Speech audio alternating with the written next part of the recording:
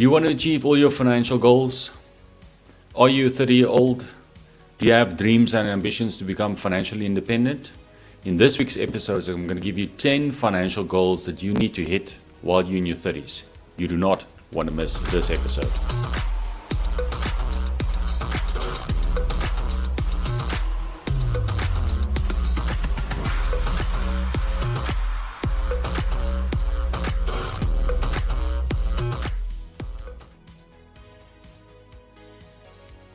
Hi, I'm Dr. G and welcome to this week's episode of the Financial Dispensary. Following up from last week's episode, we are busy running a series where I'm going to give you 10 financial goals that you need to achieve in specific decades. If you missed last week's episode, I'll drop the link in the description below for the goals that you need to hit while in your 20s. This week we're moving on into your 30s. So there's 10 goals that I'm going to give you that you need to achieve while you're in your 30s, and for the overachievers, I'm going to give you one bonus tip that you can also try and hit while you're still in your 30s. So let's get stuck in. Goal number 1, retirement planning. Get serious about it. So again, I cannot stress and emphasize this enough. The power of compound interest makes a big difference in terms of building wealth and creating financial independence. The earlier that you start getting your retirement plan in place and putting money away that you will not touch prior to retirement is vitally important. We did mention in last week's episode that ideally, if you can already start in your 20s, but you definitely need to get serious when you're in your 30s. Remember, Albert Einstein famously said that compound interest is the 8th wonder of the world. So even if you start with small contributions, just get a robust plan in place and start putting money away specifically only for retirement. The guideline with regards to this is to try and aim for 15% of your after-tax income. So the earlier you start, the more achievable this specific goal could be. Goal number 2. So again, following up from last week's episode, last week we said get a basic hospital plan in place, which is the basic medical aid plan. But now I want you to boost it and get some gap cover as well. Again, unfortunately, medical expenses, your medical aid and cover in South Africa is very expensive. We have world-class infrastructure in place, but it's very expensive. And your basic hospital plan that you had in place since your 20s might not now be sufficient when you move into your 30s. And the easiest way and the cheapest way to do it is to boost that with a specific gap cover policy. And effectively, all that gap cover policy does is when you look at your medical aid, there is a predefined benefits that's covered, and your gap cover will in theory just enhance that cover. So it just means that specifically dealing with the specialists in the hospital, you can have the best of the best work and operate on you, knowing that money will not be an option. It really is fairly inexpensive compared to the benefit and the peace of mind that it provides. So that's the second goal you need to work towards. Third goal, also again a bit of a follow-up from your 20s, but the emergency fund, very important. While in your 20s, it's okay to play around a bit, and you're probably going to make money and spend it, and you're going to have a lot of requirements and need. You want to live a little as well. But as you grow older, as your life starts to quiet down a bit, it's very important to start looking at this emergency fund. So again, the guideline that we like to use is 3 times your monthly salary that you have in a separate, conservative, interest-bearing type of account, just to provide some peace of mind that if something happens, and specifically with regards to retrenchment, you've got something to fall back onto. I think the biggest example that I can give you in why this is important is with regards to COVID.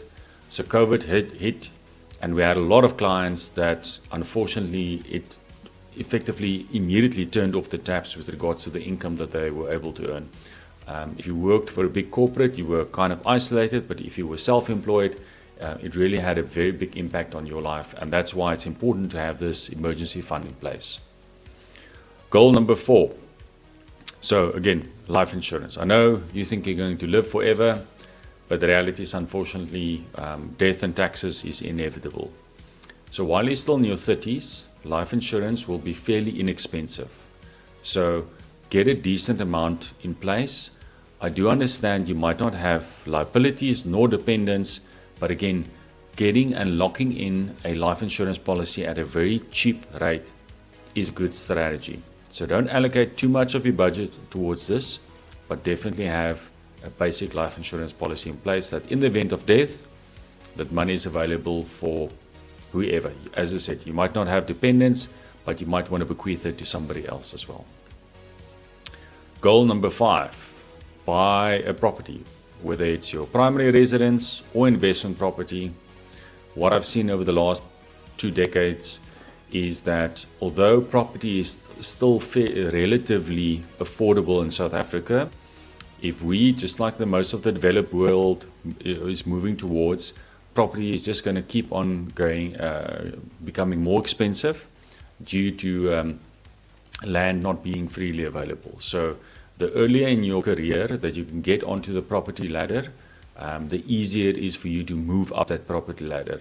So what I've seen is you're either in the property market and you are able to sell a small house for a bigger house, or sell your flat for a townhouse, or if you're outside, it's very difficult and it becomes very expensive to move into the property market. So get a plan in place in terms of how to afford your first property. Goal number 6. So very important, insure that property. So the banks do have certain requirements that it needs to be insured. Again, it's a bit of a follow-up from last week. It's important to protect the assets that you have. While you're still in this wealth accumulation phase, insurance does play a very big part in your overall financial planning. So with regards to the insuring of the property, you have your what we call the structure. So that's in the case of a fire, a flood, anything happens with the structure of the property, but also the things inside the property. So the contents, things like accidental damage, you break a window, somebody messes paint on your floor, any of those kind of accidental losses that you can incur, you can protect against that. So that would be your 6th goal to work towards. Number 7, start an education plan for your kids. And again, very importantly, even if you don't have kids yet, put money away and call it your future dependent fund. And it ties back into your first goal, where the importance of compound interest cannot be underestimated. So by putting money towards into a kitty of money that you know you're not going to spend, it's not for retirement, it's not the emergency fund, it's specifically for your children's future, either current or future children's education, will make a very big difference.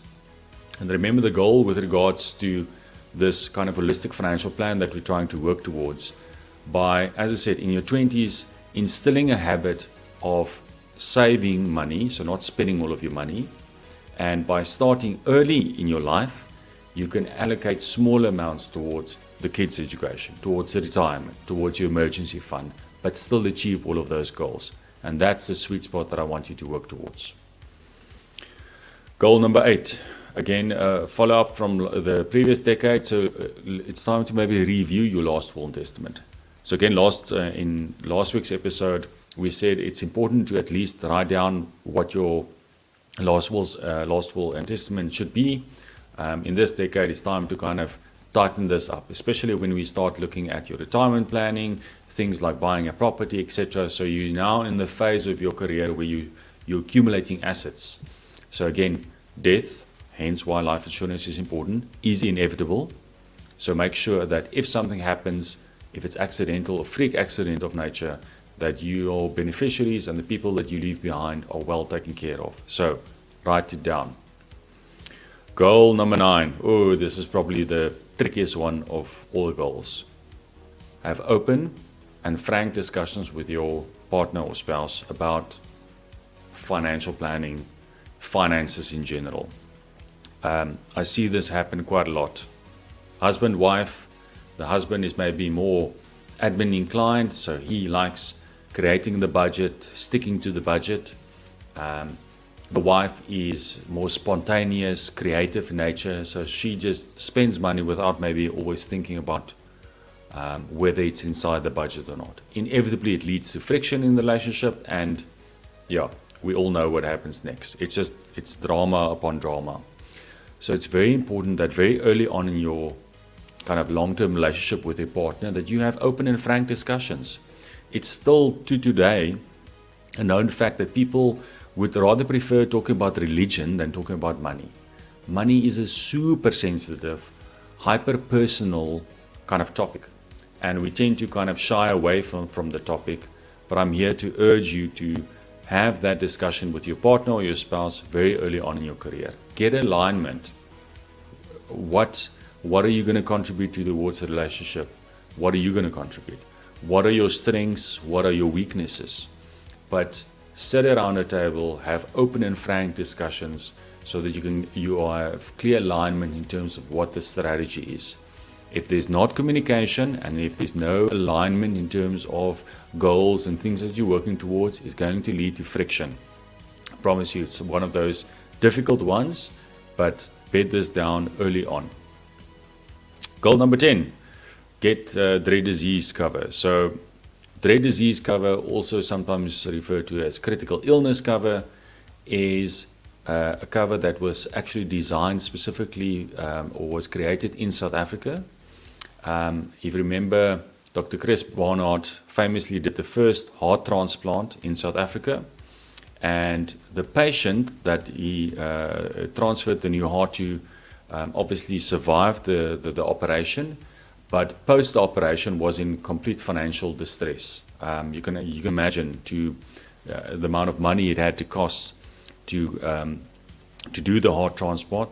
Remember, this patient, in any event, wasn't in a position to kind of earn an income, so it had severe financial strain on the patient. And that's when Liberty Life was the first insurance company that came out with this product, critical illness or dreaded disease, that would pay out an amount when you didn't die, so it's not life insurance, and you're not disabled, but you go through a phase in your life where you are severely ill, or you're critically ill, or you've got a dread disease, but there is a chance of survival, and there's a chance that you will be rehabilitated and effectively continue normal life going forward. So the big four ones, the heart attacks, cancers and strokes, and cardiovascular diseases. Those are the kind of the four big ones. So again, the idea with regards to this is to get that additional kind of top-out cover to ensure that if something happens to you, that you are well covered and you don't blow through all your emergency funds and your kids' education to fund this critical kind of illness that might pop up. Unfortunately, I must say that more and more we're seeing these claims in these kind of categories at a younger and younger age. It's now not uncommon to hear about a 30-ish year old to have a heart attack. It's sad, but it is true, and obviously the big C, cancer, is extremely prevalent. So again, getting cover in place while you're still young. So A, you can get the cover, and B, it's going to be very affordable because you're still young. Is a very good financial plan and strategy to get in place. So there you have it. Those are the 10 goals that I would like you to focus on while you're in your 30s. Let's move on to those bonus ones for the people that have stuck around. And bonus one is a detailed estate plan. So again, you're in this phase of your life that you're starting to get clarity in terms of what you're doing for career. You're building assets, you're creating wealth. Inevitably, you're on this road towards financial independence, towards financial freedom. But as I said, death is unfortunately inevitable. So at the same time, I want you to start planning in terms of a proper estate plan. So estate plan means that it's when you do financial planning specifically focused on what would happen in the event of death. So key kind of attributes that we zoom into is things like in terms of tax. So remember, there's tax and fees and costs involved with regards to death. How will they be funded? That's a key thing. the other theme that we focus on is who gets what. So who inherits the business, who gets the property, who gets this, who gets that. So it's a bit of a kind of a flow chart in terms of who's going to get which benefits. So this detailed estate plan will be something that you focus on, that will detail all of those elements in your estate plan. And the other very important part is with regards to tax planning and structures. So at which stage will it be appropriate to maybe look at putting a family trust structure in place? At which point will it be viable to maybe incorporate a company and move some of your wealth into that structures? So all of those elements will form part of this estate plan. And as you're on this kind of career path where in your 30s you may be still kind of finding your feet, but in your 40s and 50s you're going to start making serious money.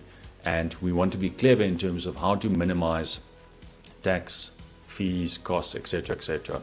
And that's why having a discussion, even if it's kind of high level in terms of estate plan while in your 30s, is a very good idea. So there you have it. Thank you for joining me on this episode of the Financial Dispensary with Dr. G.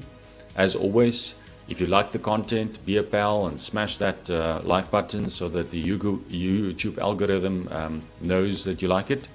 And very importantly, if you have other friends or family that are in your 30s, feel free to share this episode. In next week's episode, we're going to move on to the 40s. That's where I'm currently in at the moment. So I'll give you my kind of 10 goals that I'm working towards. That's it. Thank you for sticking around. And until next week, goodbye.